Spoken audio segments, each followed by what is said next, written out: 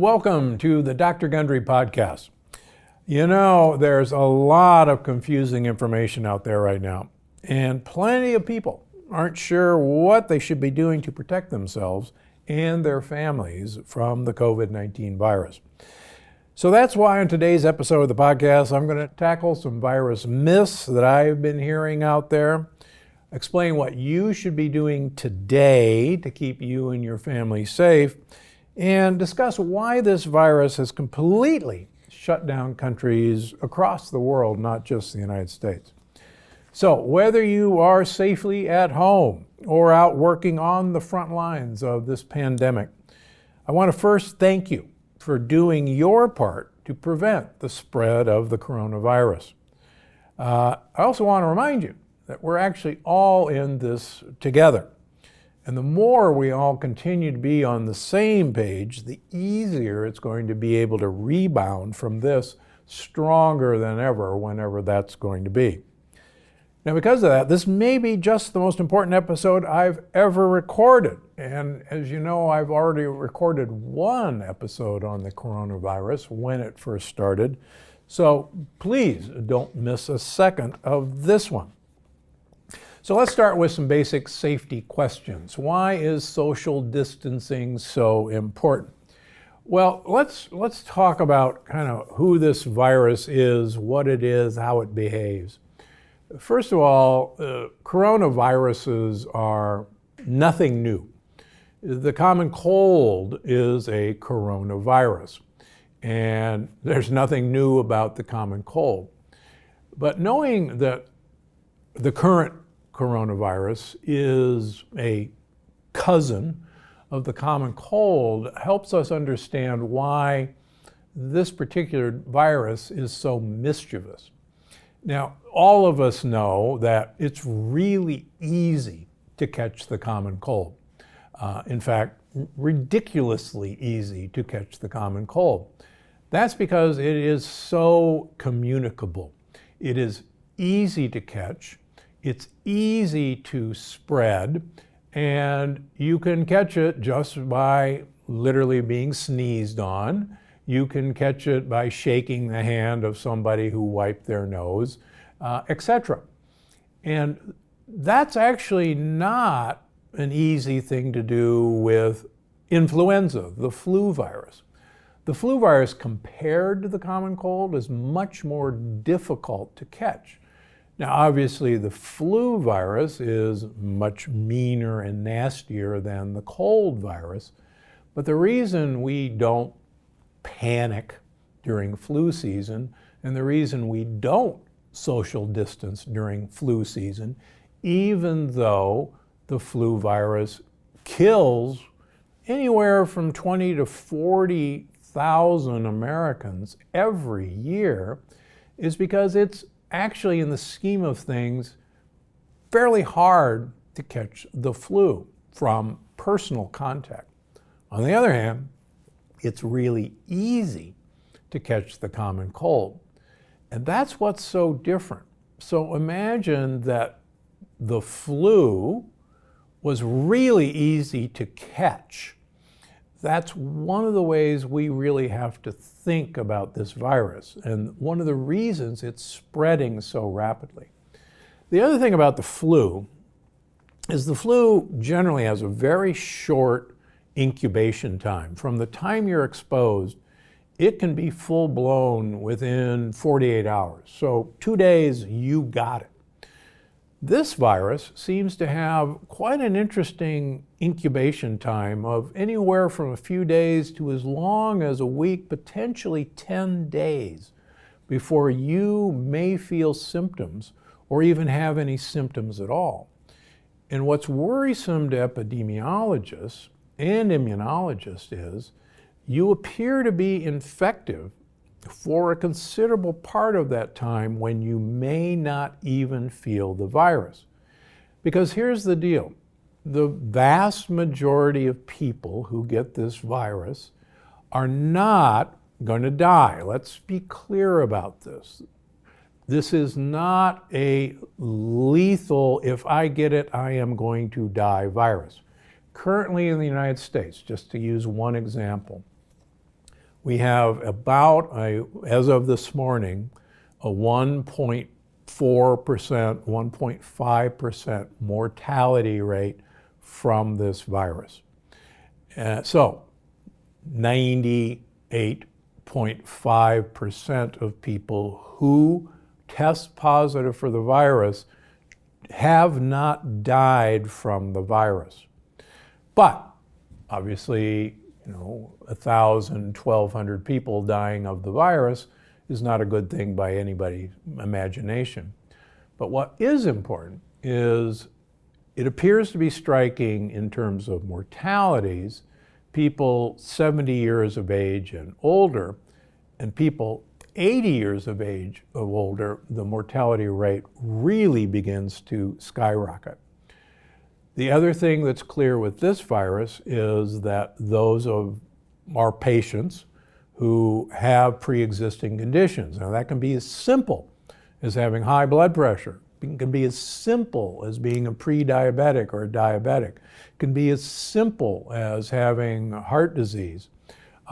Those people are at increased risk. And as we go along, I'll get back to why, in my humble opinion, people with pre-existing conditions are at higher risk for a bad outcome if they get the coronavirus. So getting back to social distancing, the more we literally can separate ourselves and separate the interpersonal contact that goes on in normal society, hugging, shaking, getting close to each other, the more we eliminate the virus's ability to transfer from one of us to another, the virus has no chance. Think of it this way. A virus is, depending on how you want to define a living thing, the smallest living thing. Now, many people define viruses as non-living because a virus has to invade another cell in order to replicate itself. It literally takes over the replication machinery of making DNA and RNA. It hijacks the cell for that purpose. And the virus, like any other living thing, has one plan in mind, and that is to make more copies of itself. The virus wants not only to infect you and make more viruses, but it really does not want to kill you. Because if it kills you, that's it. It doesn't get to go anywhere else. What it really wants to do is, in the case of the coronavirus, make you cough. And in coughing, you, if somebody is lucky enough to be near you, will get the virus splattered on them. And lo and behold, the virus now gets to replicate again. It's the perfect scenario.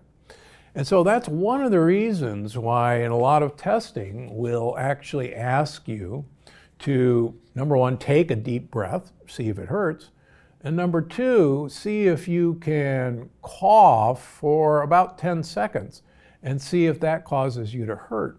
Because that's actually a pretty good idea that this thing is getting down into your lungs where it wants to be so that you can aerosolize it, so you can spray it out. So the farther people get apart from each other and practice good hand washing, believe it or not, hand washing with soap and water will remove the virus from your skin. And that's actually all you have to do. Yeah, if you don't have soap and water, get some alcohol wipes. I happen to have a couple in my pocket. My wife won't let me go anywhere without them. They're here someplace. And wipe down or wipe your hands off with alcohol swab or with any of the hand sanitizers. You can actually make effective hand sanitizers at home. And here's a shout out to the whiskey makers and the breweries who are actually now using their equipment to make hand sanitizers. And you guys are great and keep up the good work. So, social distancing. We have to treat this as a common cold with an attitude. And the more we realize how infective this virus is compared to the flu virus, the more we'll realize why we're going through this pain and suffering.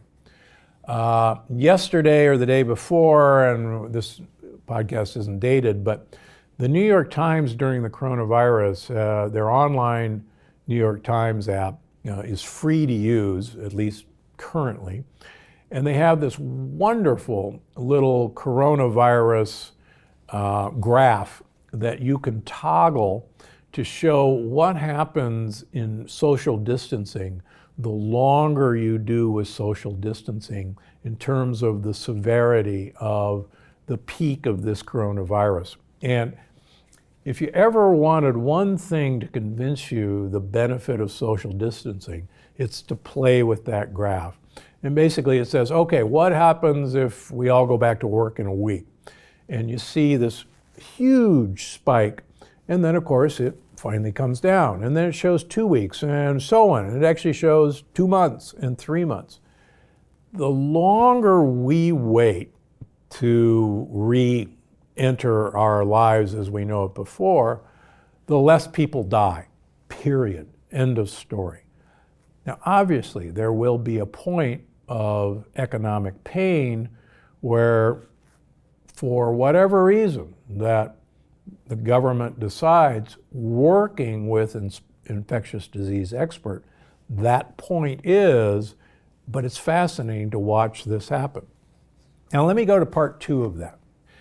And we're beginning to get an inkling of that in Singapore, is that, and also in China, that once people now are back to work in China, there is beginning to be a small but perceptible uptick in new cases.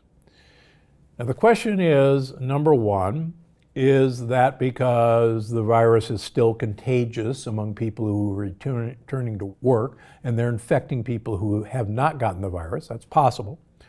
And number two, is this virus, like the common cold, mutating much quicker than normal? Now, the common cold mutates. And one of the reasons you don't get a common cold vaccine is because this virus mutates so rapidly that, quite frankly, it'd be silly to make a vaccine for the common cold today when 2 months or 3 months from now, it's a completely different virus that vaccine won't work on. The latest data would suggest that this virus will not behave like the common cold in mutating rapidly. And that's actually good news. And I'm holding my breath on this one, because if this virus mutates rapidly, like the common cold, then vaccines probably won't be effective.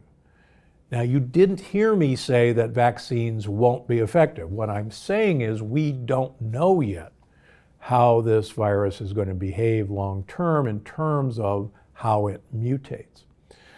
But lately, it looks like this is a slowly mutating virus, not a rapidly mutating virus, which is actually pretty good news. So what do you do right now? Well, hopefully you're watching this from your home, and you are not watching it from a secret bar location where you and your friends are hiding, laughing that you have evaded the authorities. Now, Americans are really good at not obeying government orders. And all you have to do is look at prohibition to see how good Americans are at figuring out a way around a government mandate, particularly when it involves, in prohibition, alcohol, but also social gatherings around alcohol. And one of the things we've probably learned in the last 2 weeks from Mardi Gras and from spring break is whenever you get the combination of crowds and alcohol, it's a petri dish for spreading the coronavirus. Oh, and one last thing I actually learned by listening to an interview with the author of the book examining the Spanish flu pandemic, the last great pandemic. Turns out it didn't start in Spain, and it probably started in America or China or Vietnam, but it absolutely didn't start in Spain, and it propagated in troop transport ships where, in fact, 5,000 troops were stationed on a ship going to World War II, and they were the perfect petri dish, just like we've learned cruise ships are, for intimate human contact. So, long story short, please, please, please, you're not fooling anyone. And yeah, maybe the young are going to be less susceptible to dying from the coronavirus, but the young, because they may not have as many symptoms as older people, spread this virus, and they're the actual transmission agent to their parents, to their grandparents, to other people they interact with when they go to the grocery store, when they go to the drugstore. And so please, you may feel like any young person, and I remember those days, that you are invincible. You may be invincible, but we now have enough deaths of young individuals, of millennials, to convince any of us that even invincible young people can get this virus and can actually die from this virus. But more importantly, you're going to give it to someone who is far more susceptible to dying from this virus. And that's why you're going through all this pain and suffering. And the longer we listen to people who know what they're doing. I was actually at the NIH with Dr. Fauci years ago, and I can attest that this guy was brilliant then, and he's brilliant now. And please, if you listen to anybody, listen to what Dr. Fauci says, because he's been an academician all his life. He has no dog in this fight except to protect every one of us. And listen to what he says, and he won't lead you wrong on this one. Okay, what's changed in the past 3 weeks since my last coronavirus? Well, we're beginning to realize that we're all in this together, and folks who felt that their city or their town or their state was somehow magically immune to these things happening are finding out the hard way that, just like experts predicted, that if you didn't practice social distancing, it was going to come back and bite you. And luckily, governors, for the most part, are now realizing that no state is immune. The governor of North Dakota, a state that really doesn't have a very high incidence, has basically announced to the state of North Dakota that, guys, it's coming and we have to do our part or it's going to come here and hit us just like more populated areas. The virus increases. Every day with more testing, we're discovering more people have this virus. Now, a lot of naysayers say, well, the reason there's more cases is that we're doing more testing. And that's the only reason that there are more cases. Okay, let's suppose that's the reason. The problem is when you plot the United States incidence of coronavirus cases and the incidence of deaths against every country that's preceded us, where we have a history of that country, whether it's China, whether it's Italy, whether it's Spain, whether it's France, whether it's Hong Kong, the United States not only tracks perfectly with all those curves, for the most part, we're actually rising faster than any of the curves in these other countries, many of whom had, draconian laws in place to force people to stay at home. Italy, for example. And Italians, quite frankly, are some of the healthiest people around, and yet the healthy Italians have some of the worst outcomes in the coronavirus pandemic. So, okay, let's say we're learning about all these cases because we're testing. I can tell you it is still so impossible to get tested, and the people who need tests are not getting tested, that we're just scratching the surface of probably how many people actually have this virus. But even if we were testing everybody, I can tell you that right now with the data we have, the incidence of rise of coronavirus cases and the incidence of death in the United States are on track with all of these other countries, and we're rapidly surpassing them. So this is not something to be treated like the common cold. Let's talk about one more thing. Everybody says, well, the flu kills 20 to 40,000 people a year in the United States. And the coronavirus has only killed 1,200 people in the United States. So it's not even on the same ballpark as the flu. And we do not hole up in our homes during flu season. That's true, we don't. But we've made a societal decision about the flu that the flu, quite frankly, having worked in the intensive care units for now almost 50 years of my life, the flu, even with as bad as it is, does not overwhelm our intensive care units to the point where we have people on ventilators out in hallways or out in parking lots, and we're not looking for ventilators. Yes, people die from the flu, but quite frankly, a number of people die from the flu because of heart attacks or strokes or other infections that they develop as a consequence of getting the flu. What's happening with the coronavirus, and all we have to do is look at developed countries that have superb medical systems, like Italy, where I've operated, like France, where I've operated, like England, where I've operated. These countries' intensive care ability to ventilate, to breathe for these patients, are being overwhelmed. Very different than what flu season does to us. Recently, my good friend Tony Robbins sent out an email, which I think is insightful. And credit to you, Tony, for pointing this out. Right now, just like Franklin Roosevelt said at the beginning of World War II, at the Depression, the only fear we have is fear itself. And the thing that drives most hysteria in this country is fear of this flu.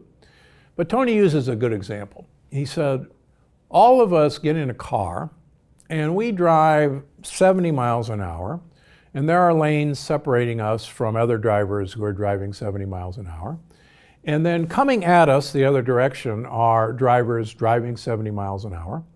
And we are separated, for the most part, from those drivers by 2 yellow lines.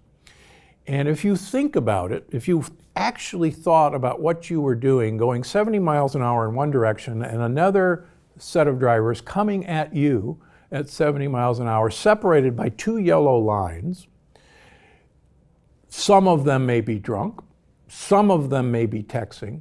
Who in their right mind would ever get in a car and drive? Because the fear of that other person not playing by the rules, being distracted, we would never get in a car. Why do we do that?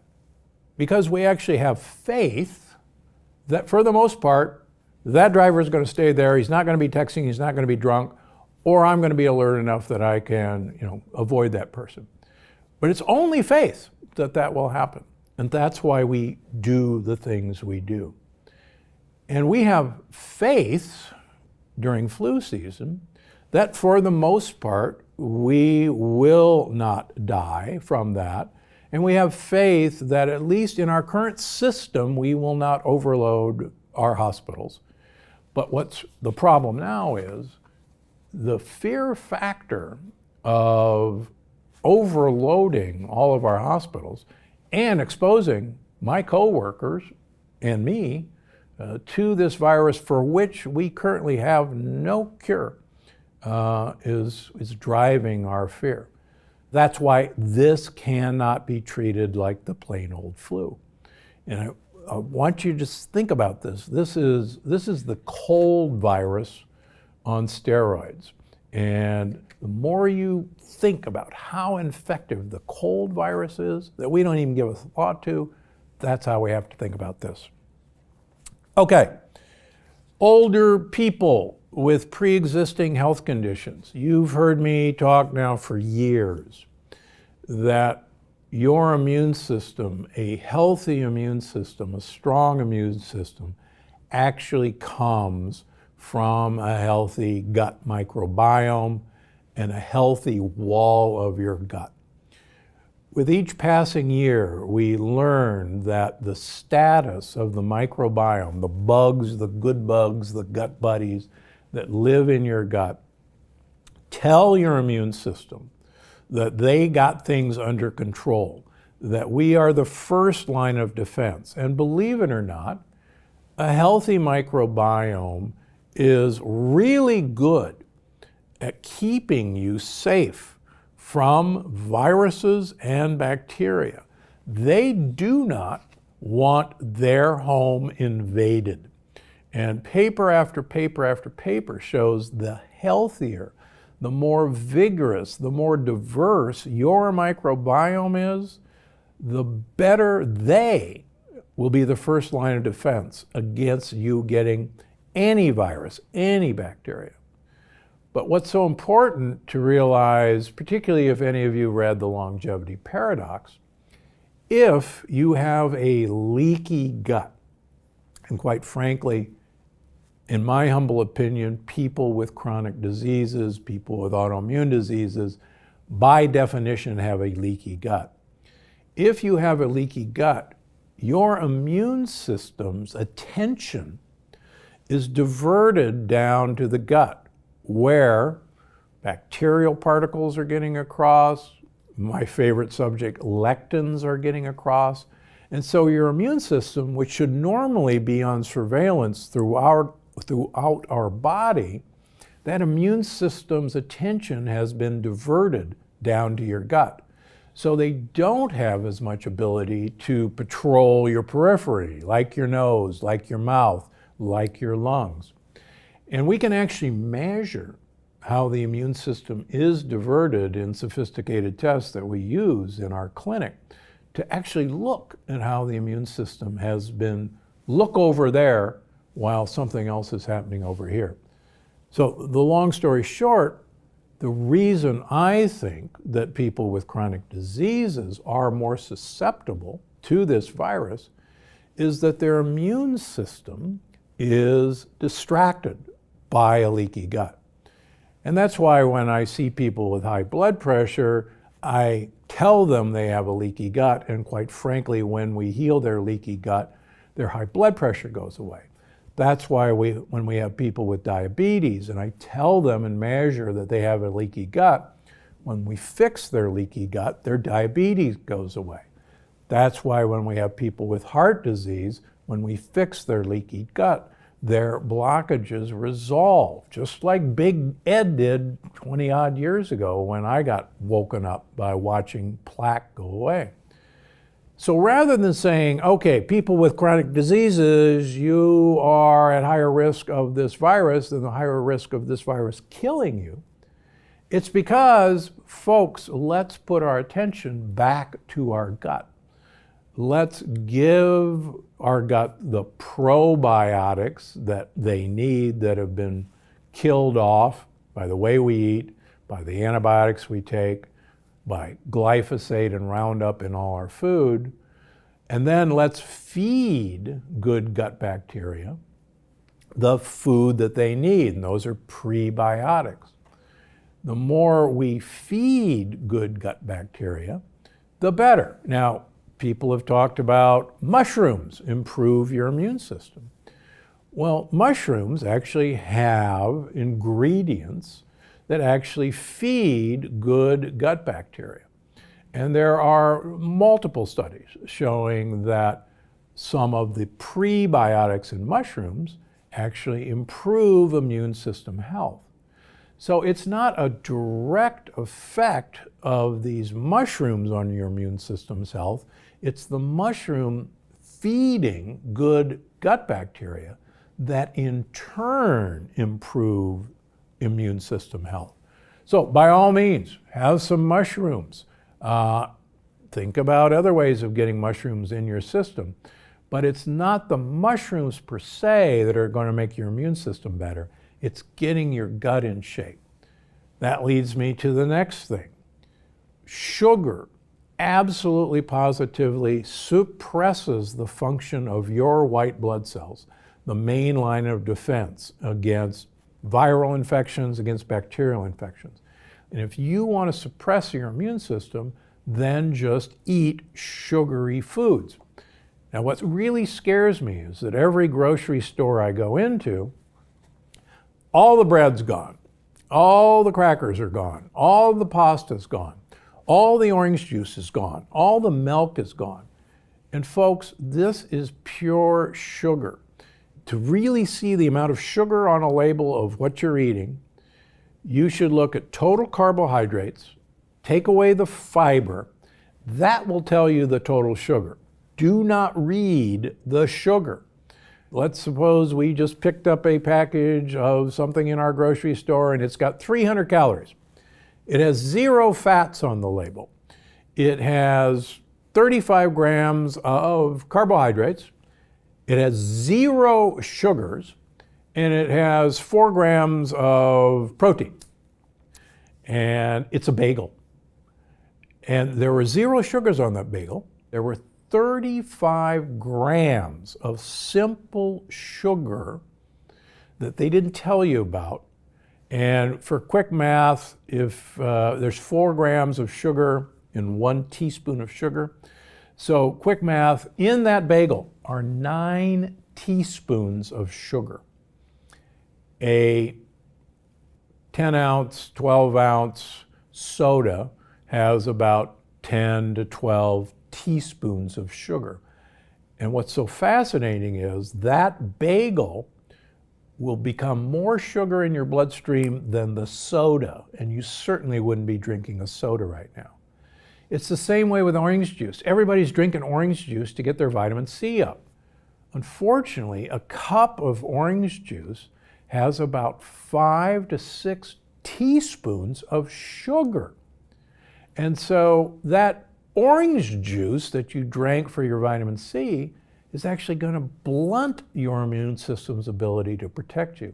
So please, get your vitamin C.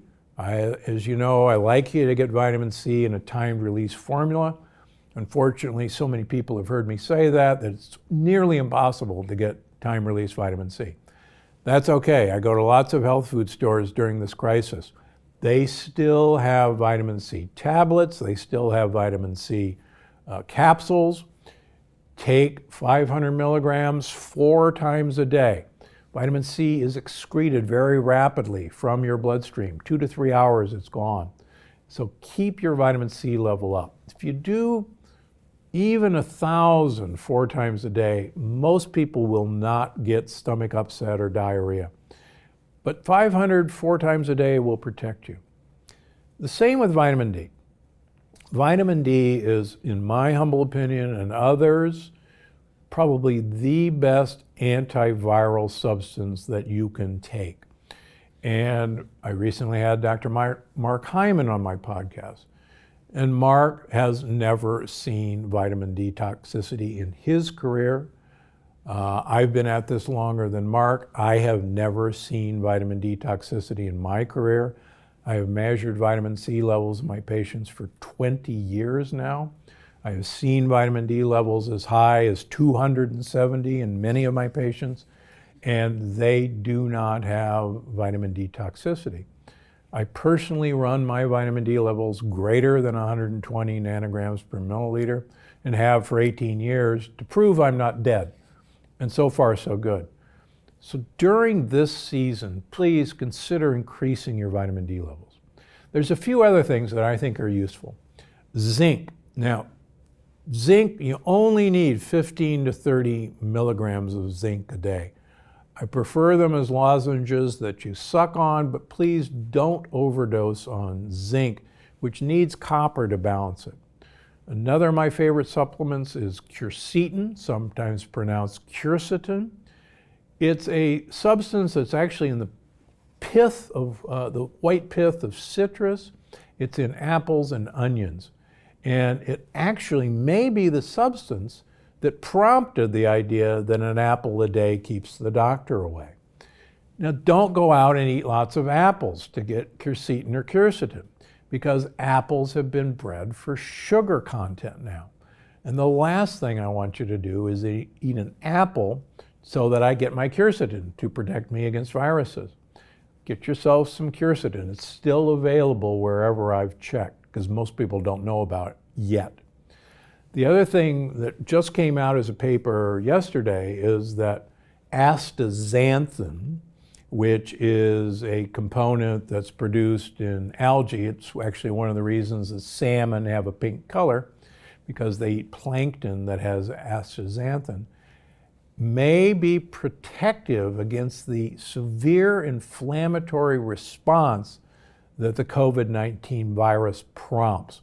It's a fascinating paper. The good news is it won't hurt you. There have been tons of human toxicity studies that show astaxanthin does no harm.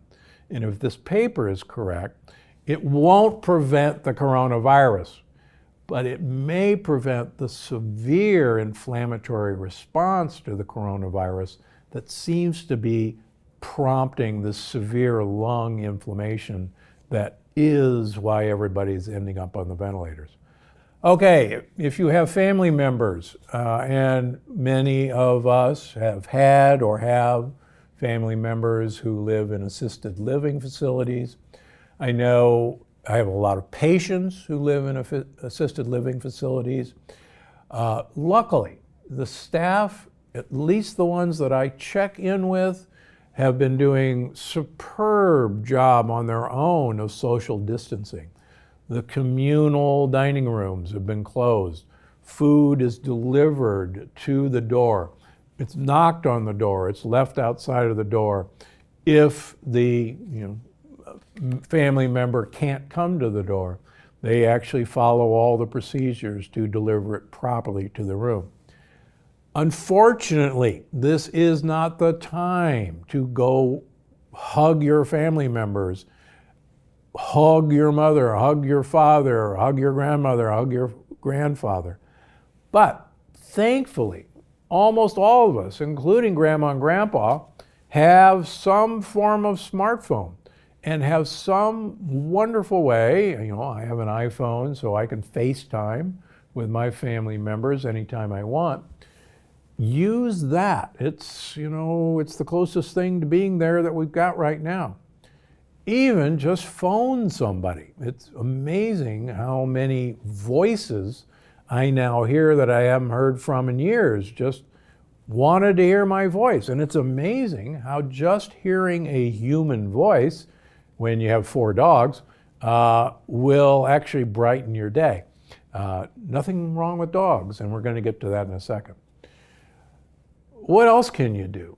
Number one, we all are a society of close social contact. We know that great apes have to have close social contact. We have to groom each other, and we do that in many ways. And one of the most frustrating things now is we've lost that ability to hug, have contact with another being. That's why I think it's so important right now to have a pet, have a dog, have a cat, have a gerbil for that matter, something that you can hug and interact with.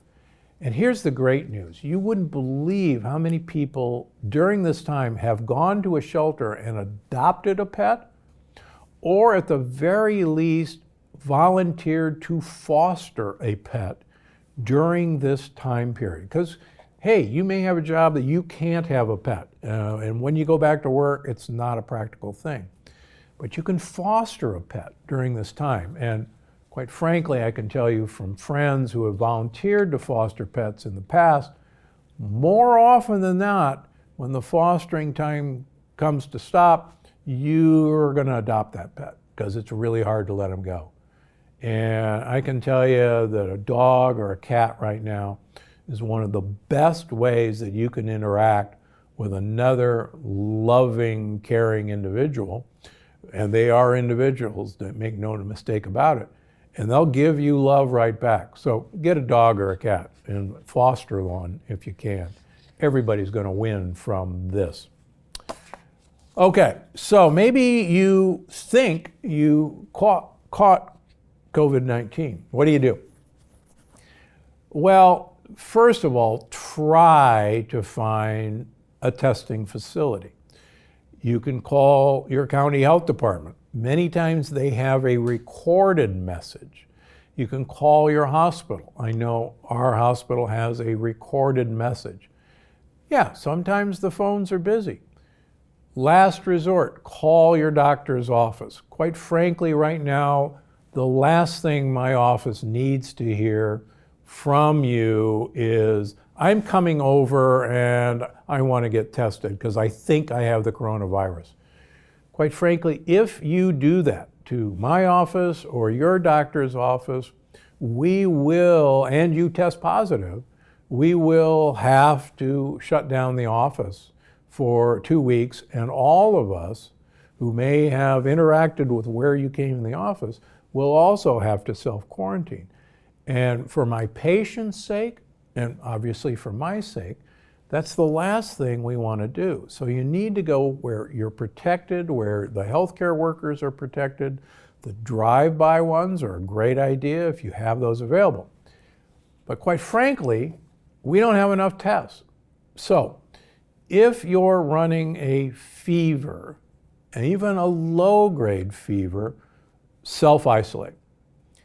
Now the good news is, a runny nose probably, and I say this cautiously, probably is not a major symptom of the coronavirus. So if particularly you have allergies and it's allergy season, it's spring season, and your nose is running and your eyes are watering as if it is allergy season, and you're not running a temperature, allergies do not cause a fever, then you don't need to run and have a coronavirus test. However, a cough, particularly a cough that's painful, doesn't have to be productive. But a cough that, for instance, if you have a runny nose and you have postnasal drip and you have sinus congestion, that's one thing that might cause a cough. But again, it's not going to cause a fever. But if you're running a fever and you have a cough, that's absolutely got to self-isolate. The other thing that seems to be apparent with a lot of the cases, particularly in younger people, is a headache. A number of people that have presented to our hospital present with a headache and a fever.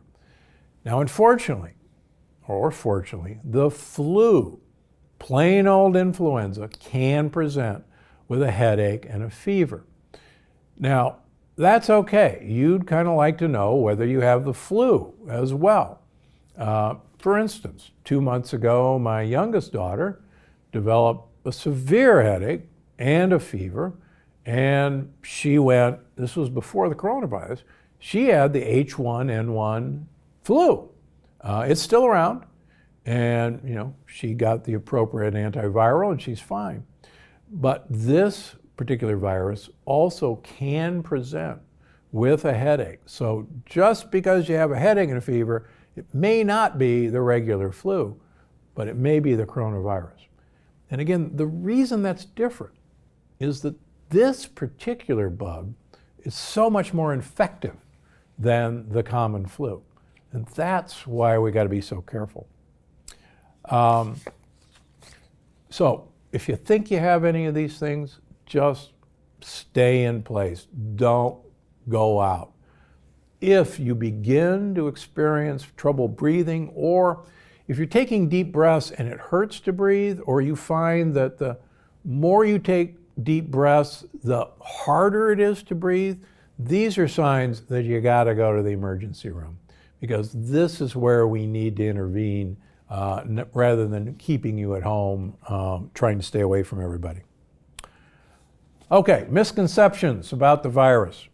So, there are coronavirus researchers who have spent their life's work researching and mapping and genetically mapping out coronaviruses. And there's a researcher at Baylor who actually had developed a vaccine for the coronavirus 5 years ago, but due to budget cuts, that vaccine was never developed. There's a coronavirus researcher in North Carolina who for 5 years has been studying the bat coronavirus and has been publishing papers that the next great coronavirus will be a virus from a bat.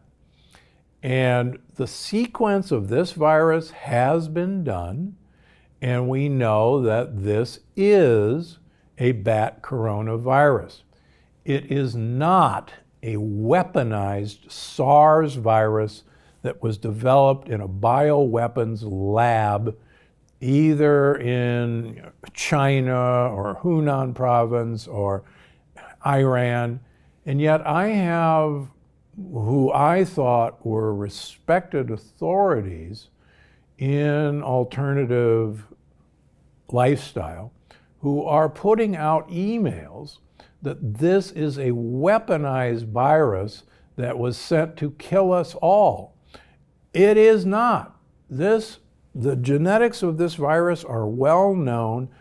You could easily see where a new fragment of information was inserted into a viral genome. And you don't have to do that. There are no insertions. This is a natural virus that has lived in bats for a very long time. And researchers have said, guess what? It's going to make the jump, just like other animal-borne viruses have made the jump before. So we don't have to postulate, and please don't listen to this stuff on the internet that, we're all going to die because this is a secret weapon sent to destroy us. That's not the truth. Getting this virus is not a death sentence. Currently in the United States, there is a 1.4% rate of death from this virus. And again, that's terrible. But if you're an optimist, that's a 98.5% chance of not dying from this virus. So it is not a death sentence. Now, the other one I hear all the time, well, you'll know if you have the coronavirus. Here's the problem. So many people have very few, if any, symptoms, or they think that their symptoms is, well, it's an allergy, or it's a cold, and I don't do anything about the cold, and I don't do anything about allergies, and I don't have to pay attention now. And that's why before we were social distancing, this thing started to take off, because it's so easy to be not very ill and still give this virus to friends and family and coworkers. And that's the problem. I think I've already mentioned this. This is not just like getting the flu. Some of the symptoms are very similar. And yeah, the flu is actually a deadly virus as well, a very deadly virus, but it's far less contagious than this particular virus. Now, there's another myth that we're hoping may have some validity, and that is viruses in general follow a seasonal course. In general, the flu virus is a cold weather virus. It's also a less sunlight virus, and many of us who research vitamin D agree that one of the reasons seasonal viruses happen is that our vitamin D levels invariably fall during the winter. And in the summer, when our vitamin D levels rise from sun exposure, the viruses are defeated by that higher level of vitamin D. It could be that this virus will follow that seasonal pattern. What's interesting is that right now, you may have noticed that the southern hemisphere, Africa, Australia, has been fairly immune to large amounts of this virus. But now that's because the southern hemisphere, it has been actually summer.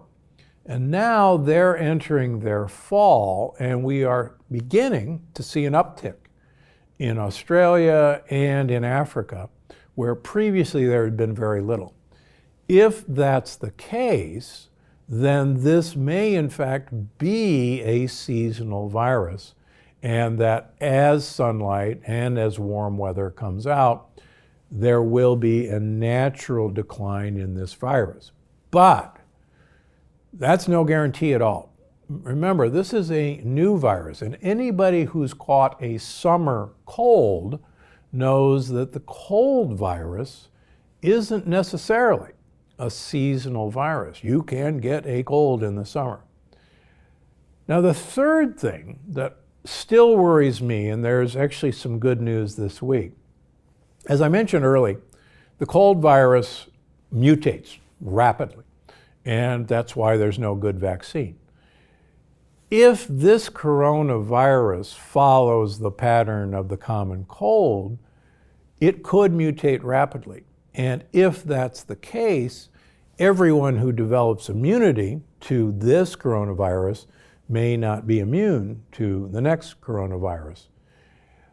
It looks like, and this is actually fairly new data this week, that so far, because this virus has now been followed for about 4 months, this virus has not mutated.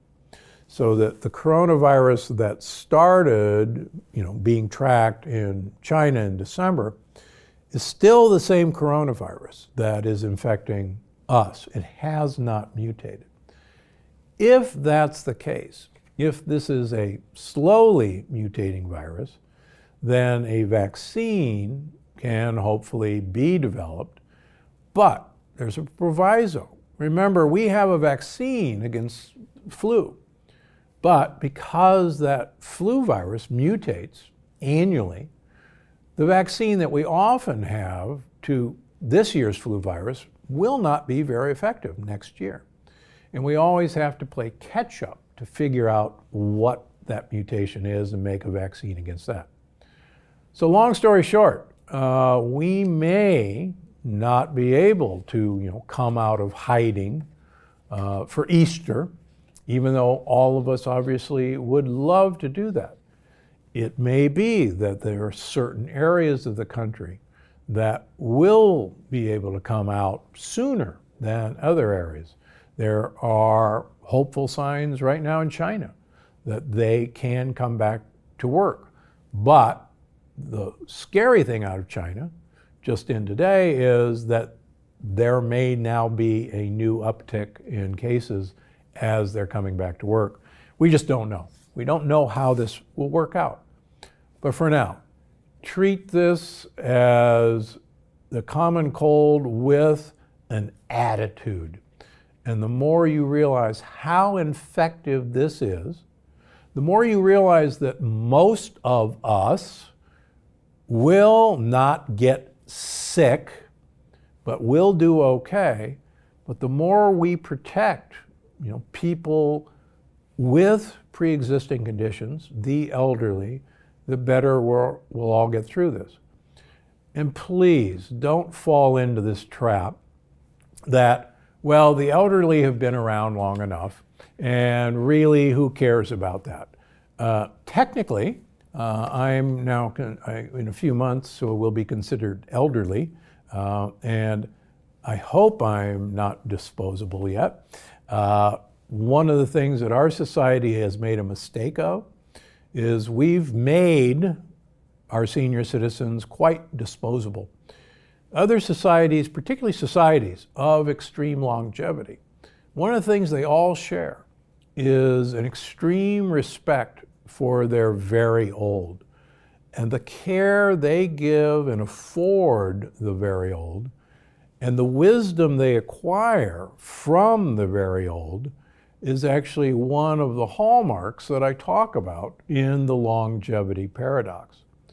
So just because you're old may not mean your time is up in terms of your worth to society.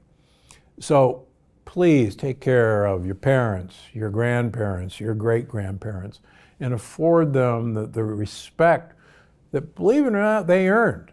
None of us would be around without what our previous generations have done for us. And just remember, your parents wiped your bottom, and if the time comes that you got to wipe your parents' bottom, return the favor. So that's it for the Dr. Gundry podcast. Take care of yourselves. This will end. Hug your dog and cat. And thank you for everybody for what you do, not only in my hospital, in all of our hospitals. Just remember, all of us swore an oath that no matter what else, no matter what our personal safety, we would put our patients before anything else, before our family members, before our spouses. My wife knows fully well that patients come first. And whenever you can, thank them for what they're doing. They do it selflessly and they run towards danger. And how many of us can ever say we did that? So thanks everybody for listening. Let's all be safe out there. And thank you for social distancing. It will make a difference. Okay, this week I'm going to answer 2 audience questions. Sharon Wassel on YouTube asks, can you catch this virus twice, or does our immune system recognize it and block it? Well, I think I mentioned that in the podcast. It should be, if you have a good immune system and you develop antibodies which can lock on to the antigens on this virus, you should not be able to catch it twice. What we do worry about, and I don't have the answer, and so far I haven't heard the answer, is that if this virus mutates quickly, that it will be catchable again. Just like, unfortunately, if you had the flu last year, you can catch the flu this year because that flu has mutated. So your immunity to last year's flu virus doesn't make you immune to this year's flu virus. And the coronavirus was just too early to tell. But it's a great question. Charles M. on YouTube asks, what about cytokine storms? So this is actually a really good question. So what the heck are cytokine storms? And why is this listener asking about it? You hear a lot of this, first of all, from the news media. You also hear it on social media just constantly. So one of the things we think is mischievous about this virus is once a foreign antigen, a foreign protein is identified, and if this foreign protein latches on to certain sugar molecules that line our mouth, nose, bronchial tree, then that triggers an immune response that calls white blood cells to the place where this foreign invader is coming. We do that by releasing what are called cytokines. They're basically text messages that says, okay, the foreign outpost just found a bunch of marauding bandits and an army is advancing, and send the troops, send the immune system, send the white blood cells. The white blood cells in turn produce a lot of their damage by using other cytokines to produce more and more inflammation. Think about if you've ever had a pimple, that's pus inside that pimple, and that's bunches of white blood cells dead white blood cells, which have been actually battling bacteria. Now, think that this virus is very capable of attaching to the lining of our bronchial tubes of our lung. And in susceptible individuals, a storm of cytokines sends out from all over our lungs saying, oh my gosh, it's not just one place, it's in 1,000 places, and send all the troops, as many as you can spare, into the lungs to fight this. Now imagine 1,000 pimples appearing on the inside of your lungs simultaneously. And imagine how hard it would be to breathe, to oxygenate. And so there's a principle of maybe this is a cytokine storm that's making this particular virus so much more problematic in terms of breathing than even the flu virus, which doesn't do that. That's why it's actually interesting that astaxanthin quercetin seems to suppress this cytokine storm. And again, this is early data, but I see people saying, well, don't take vitamin C because that improves your immune system. Don't take mushrooms because that improves your immune system. Don't take vitamin D because that improves your immune system. Here's the deal. You want to get this virus in its early stages when it is first attaching to your nose, to your mouth, to the upper part of your respiratory tract, where it's just one or two of these guys, and you can take them out with a strong immune system. You don't want to get to the point where this virus has gotten past your initial defenses and taken over your lung. By then, quite frankly, it's too late. So the idea that we should not be taking immune-stimulating compounds and vitamins for the fear of a cytokine storm is actually poor advice, folks. Let's nip this early. And if you got a great immune system, if you got a great set of gut buddies, guess what? This will not affect you. And that's what I've been preaching now for 20 years. And I hope that's what you're listening to do. And take care of yourselves. You don't want a cytokine storm, and you can prevent that from happening by following the rules.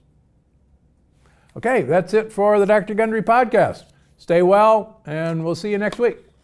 Before you go, I just wanted to remind you that you can find the show on iTunes, Google Play, Stitcher, or wherever you get your podcasts. Because I'm Dr. Gundry, and I'm always looking out for you.